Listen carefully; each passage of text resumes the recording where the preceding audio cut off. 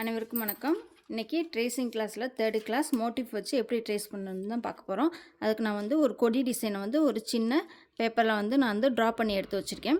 இதில் உள்ள நடுவில் உள்ள திலகம் நம்ம எந்த ஸ்டோன் வைக்க போகிறோமோ அதுக்கு தக்கன நம்ம ட்ரா பண்ணிக்கலாம். இப்போ நம்ம பெருசு வச்சோம்னா அதுக்கு தக்கன ட்ரா பண்ணலாம், இல்லை நம்ம சின்னது வைக்கணும்னா அதுக்கு தக்கன நம்ம ட்ரா பண்ணிக்கணும். இந்த ஸ்டோனை வச்சு தான் ஃபஸ்ட்டு நம்ம எந்த ஸ்டோன் யூஸ் பண்ண போகிறோன்னு ஃபஸ்ட்டு பார்த்துக்கிறணும். இப்படி ட்ரா பண்ணி முடிச்சுட்டு இந்த சீட்டை நம்ம மேலேருந்து வச்சு வரக்கூடாது. எப்பயுமே நம்ம கீழே இருந்து தான் வச்சு வரணும். ஒன் சைடு இப்படி வச்சு ட்ரா பண்ணணும், நெக்ஸ்ட் சைடு இப்படி ஆப்போசிட்.